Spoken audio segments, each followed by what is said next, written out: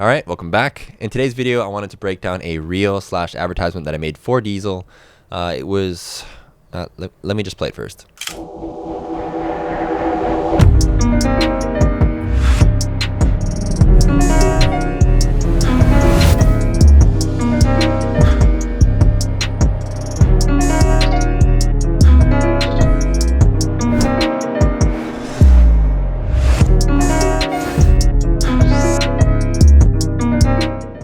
So the purpose of this video is just to basically go into depth about how I made this video, kind of conceptually what I was thinking, and the various shots that went into the final edit. Now to give you an idea of what the brief was, Diesel came to me and asked if I could make a fun, kind of catchy video for the reopening of their Ginza store. They wanted me to highlight a group of individuals enjoying the inside of the store, kind of showcasing like the new racks and interior design, and just kind of having like a good time inside the store. That was basically the whole brief, and the shoot timeline was pretty tough. We essentially had only an hour and a half before the official opening of the store because they had to get the entire store ready for the grand opening and all the construction. It's just like a tight schedule. So in terms of crew, I was just shooting this primarily, and my friend Jojo was assisting me, and I was using the DJI RS2 gimbal with like an L bracket attachment to shoot vertically, and I was shooting on the FX3 with the 10 to 18 f4 lens, which isn't even like a full frame lens. It was just, I've made a video about that in the past. And yeah, just based on like the really tight timeline of shooting and not being able to like switch lenses, I needed something that was super wide that captured the entirety of the store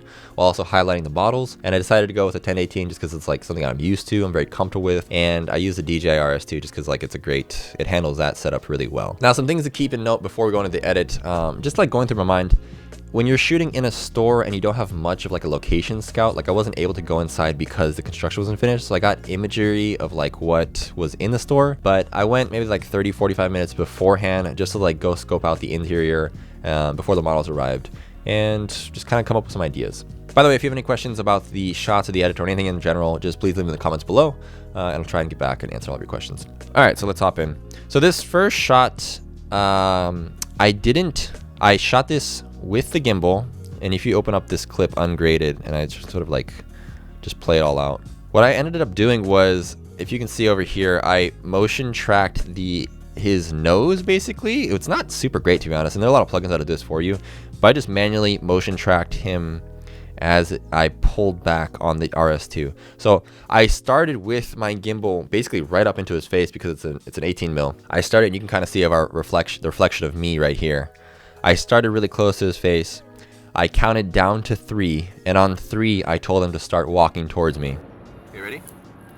I'll say go, okay? I'll go 4, 3, 2, 1 and start walking, okay? This is the actual clip without any sort of like tracking and just what it looked like. So on top of this shot, I ended up including a riser, which kind of helps build up into the actual song. Without it, this is what it sounds like. And then with it, makes a big difference. The next few shots are just a couple B-roll shots that I shot of them sitting on a staircase. This is a really cool staircase. They had a lot of like reflective panels that go across the entire area, which is kind of difficult to shoot, to be honest, because I have to avoid getting myself inside the mirrors, and so it was kind of difficult like navigating how I'm going to shoot the crew. I shot this all in the FPV mode on the RS2, which is great because basically as you turn, you can kind of like maneuver however you want. And that coupled to the wide lenses makes for a lot of fun imagery. My instructions to the models are basically to acknowledge the camera, but also speak to each other, and just openly speak because I'm not using the audio from the actual footage. So just talk about anything basically. And usually if they're pretty well versed, it's pretty easy. They just make jokes, and then you can cut the clips that you want for the edit afterwards. The next clip, I'm basically panning around this sofa. It's I had this on the regular, I think it's like PF or whatever, PT mode on the RS2, just like the one where it just like locks it horizontally, and I just basically moved across the back of this sofa and had them sit on the sofa towards the camera and try to like use the front. They had like purses on the front where I would use that to like block the camera. This next clip, I started on Mazen and then pulled away as I was walking backwards and tilted the camera and just had them, again, I commanded them on like 3 just to start walking towards me and timed it.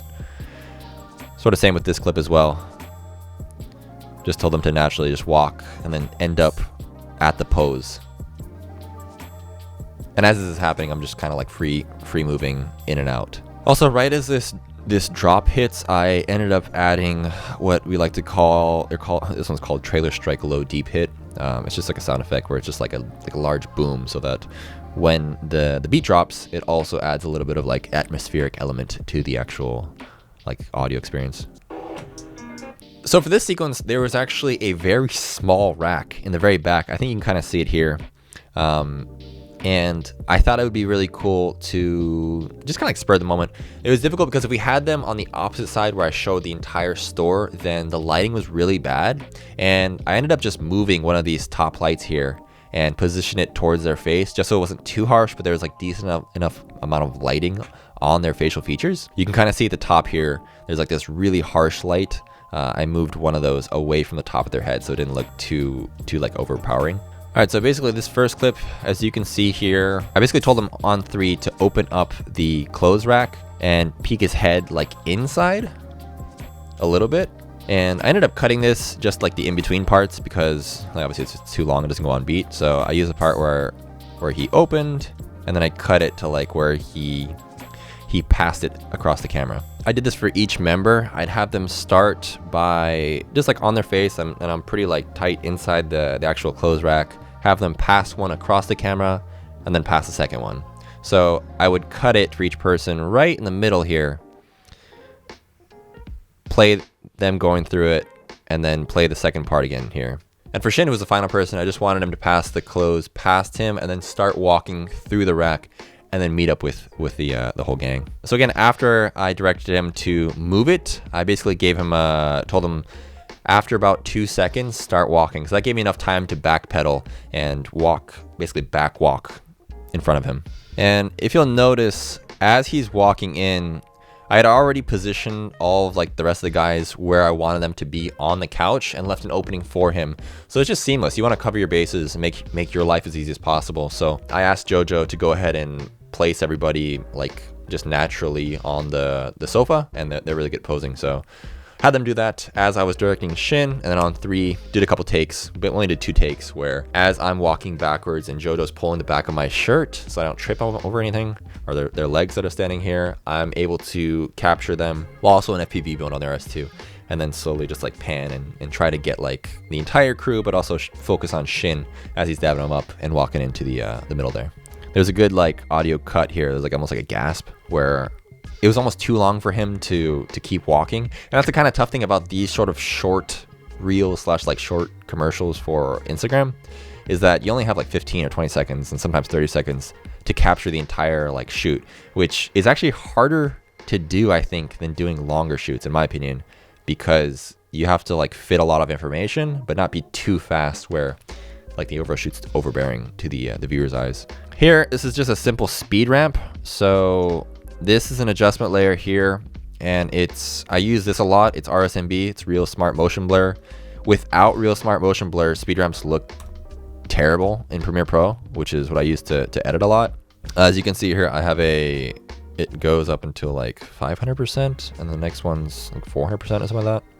And then I added on an adjustment layer, I added the motion blur just on the areas where, if you can see this, just on the areas where the actual speed ramping occurs. Because if you add it over the entire like clip itself, it blurs everything and everything looks like shit. So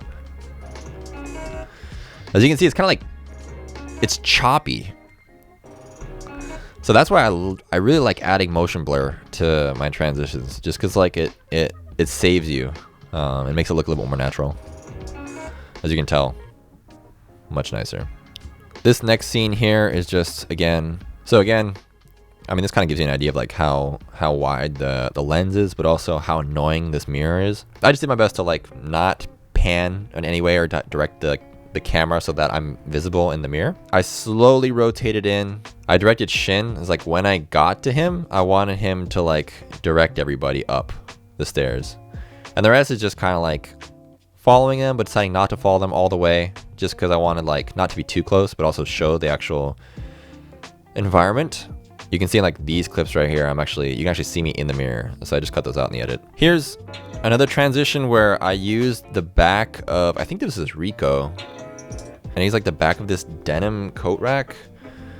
I basically just moved myself around both while keeping, in this second clip, it was like Seda in the middle, but this first one is like having Shin in the middle there. You can tell it's not even like the cleanest cut, to be honest. Shin's doing great here.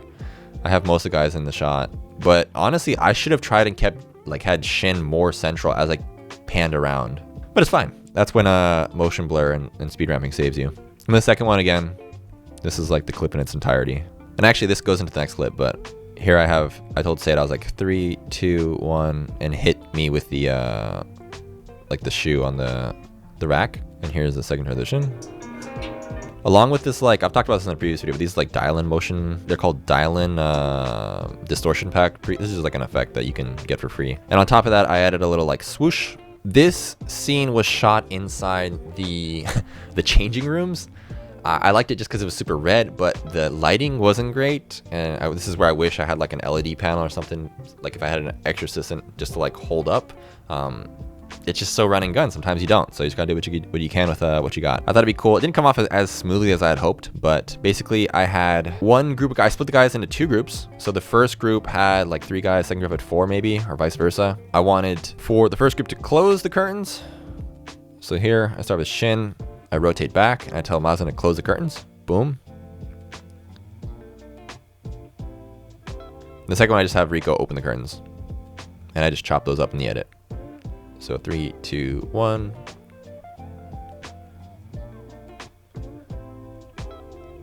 And I just came in to Akira after, like a slow, just like a manually push in motion. These again are just speed ramps, and they're speed ramps and they're motion blur. So without the motion blur, these look terrible.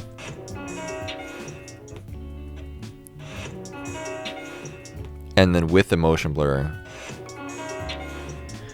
they look a lot better with the motion blur. I also added these sound effects, and without the sound effects,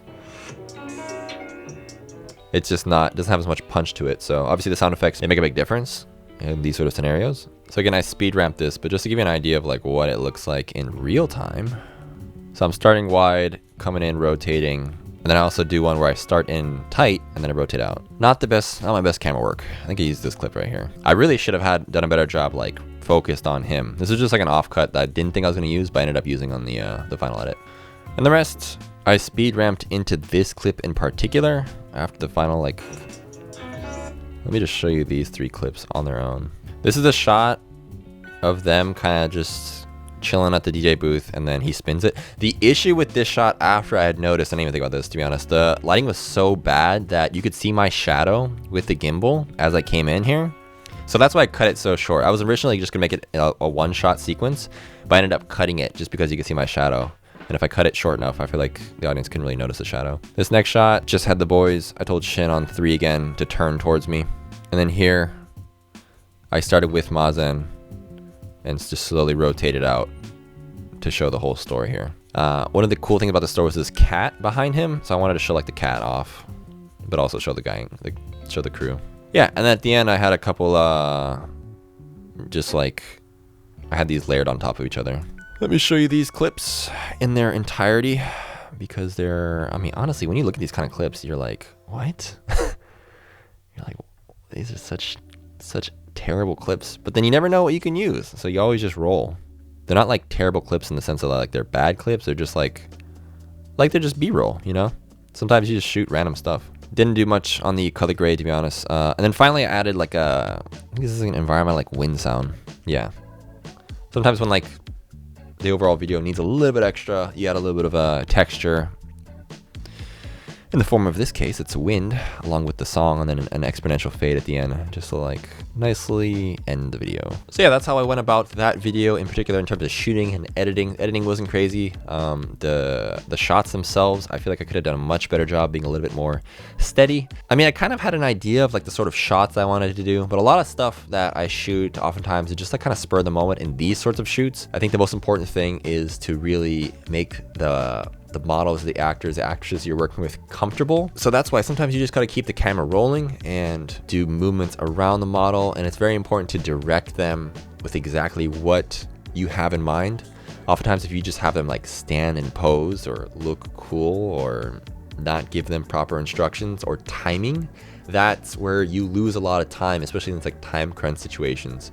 So a lot of times what I'll do is I'll say, hey, I'm gonna do this specific movement, and on 3, would you A, like turn your head towards the camera, or B, start walking towards me, or walk away, or something like that. Just being very clear with your directions and directing the video very well makes your life easier, especially in the edit. So yeah, overall, I think there were a lot of things that I could have improved on in this video. That's just kind of the name of the game. Sometimes things go your way, sometimes they don't, and you just gotta do the best with what you've shot and prepare the best you have for the shoot. So yeah, appreciate you staying to the very end. If you have any questions or comments, please leave them in the leave them in the description. Just leave them below. And like, subscribe, all that jazz. I'll see you guys in the next one.